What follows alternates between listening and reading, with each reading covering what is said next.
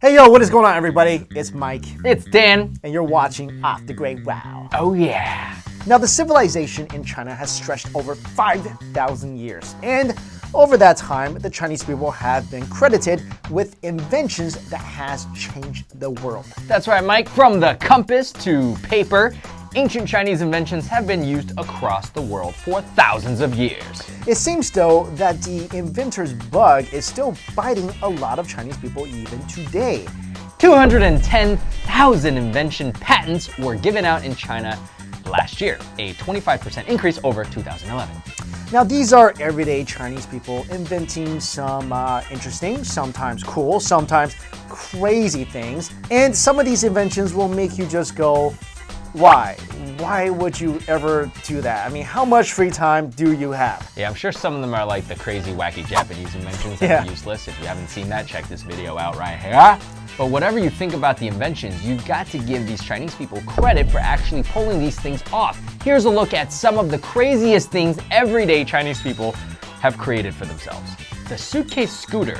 This one's actually pretty cool. Have you heard of the scooter rolling carry-on? Well, this takes it to another level. Ge Liangcai, a former farmer in China, built a battery-powered suitcase scooter which transports himself and his belongings simultaneously. This is basically an electric scooter and a suitcase transformer style. Imagine getting off the plane and then, just riding your suitcase home. That is ingenious. That would really come in handy in New York.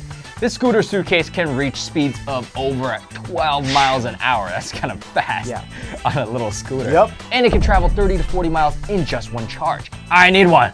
Yeah, like you said, in New York. Dude, that would be the best thing ever. Imagine carrying a suitcase and then all of a sudden there's a traffic jam. And you're like, you know what? Ain't no traffic jam stopping me. Buzz, buzz, buzz. You see everything in your like fold up tricycles and bicycles. Yep. I mean, this would totally work. We should invent that here, patent it, and sell it. What do you think? They already invented it. But I mean, it's in China. But I'm gonna point out a problem. Okay. You know how in China, a lot of people like to exceed the capacity of some vehicles or bikes? I could totally see Chinese people like using this and attempting to seat like 3 people on this one suitcase, like 2 sitting on top and 1 like inside the suitcase. Yeah, 3, try like 5 or 6 as that famous photoshopped or not photoshopped photo of that family on a bike. With the I still don't know if bucket. that's fake or not. Yeah. Transformer.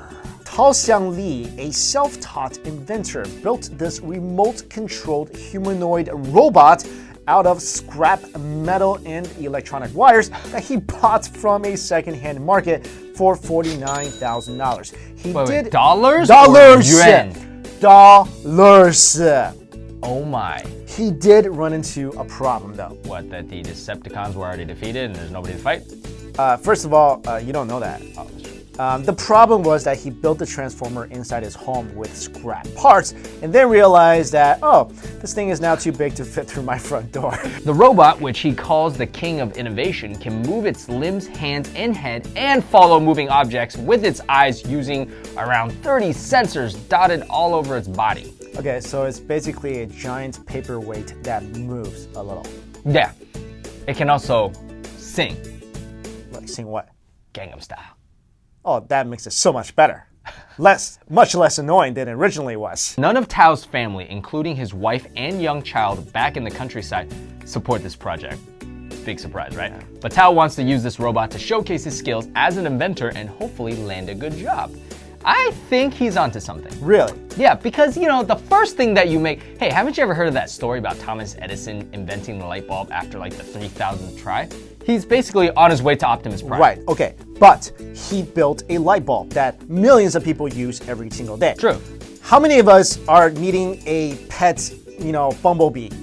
I'll buy one. Number 3, submarine. A Chinese farmer named Tan Yong created his own submarine. Although it failed in its initial dive, that kind of sucks. I hope he wasn't in it. I think he was. Oh, man. Its second attempt was a success, and he was able to take the submarine to a depth of 30 feet, which is not bad in a lake. Not bad. Yeah. His home. Yeah, okay. Tong, who never even finished high school, said that he has no experience in engineering. Clearly, although he has previously done some construction work and said he had no other reason for building the submarine than his lifelong dream of seeing the underwater world. Okay, but he wants to see the underwater world, which I get because from all these pictures it looks pretty cool. Right. But you probably can't see much in a lake in murky water. But listen, you're not gonna take your homemade submarine to the Marianas Trench on its first try, am I right? Okay. Come on.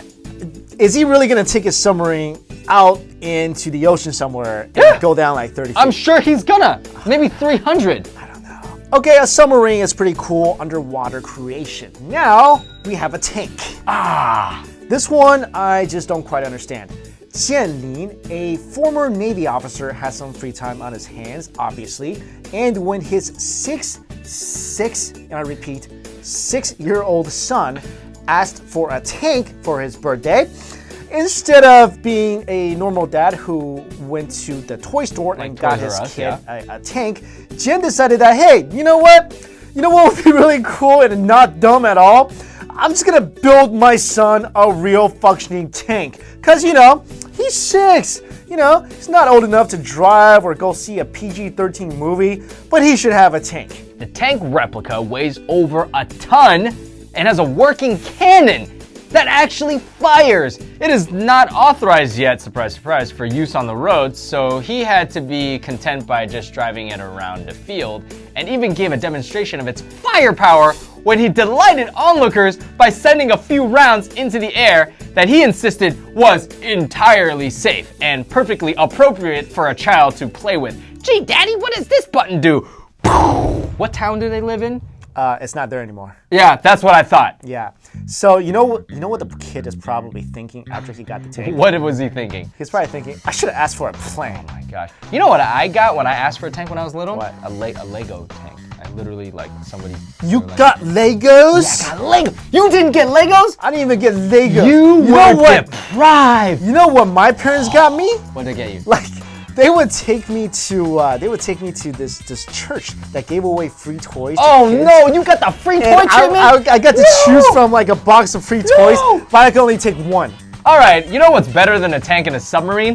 A UFO. You know how there are often UFO sightings around the world? Maybe some of those UFOs you see in the future may actually be made in China. A farmer named Shu Mansheng from China designed and built this circular flying device in his home. The machine cost him around $3,100 to create, and it's about 18 feet in diameter. That's better than $50,000. The mainframe is created out of steel from other modes of transportation, and the 8 engines are attached to propellers. Impressive! In a test flight, Shu managed to get it off the ground, hovering it for 10 seconds at 11 feet above the ground before landing again. That's pretty good. So moving on, we got the rickshaw pulling robot. Okay, this one is kind of cool. 48-year-old Wu Yulu has achieved worldwide fame after inventing and building 47 robots in his backyard out of scrap metal. They can perform functions as varied as jumping, painting, drinking, massaging, and of course, pulling carts. But here's where the obsession gets kind of creepy. Mr. Yulu has even admitted to loving his robots more than his own children. He said that? He said that. Wow. He calls his rickshaw pulling robot his 32nd son. And he even programmed the robot to declare, Wu Yulu is my dad. I take him out on the town. You know what's gonna happen one day? What's gonna happen? These robots are gonna rise against their master and then take over the world. I knew it after watching the first Terminator movie.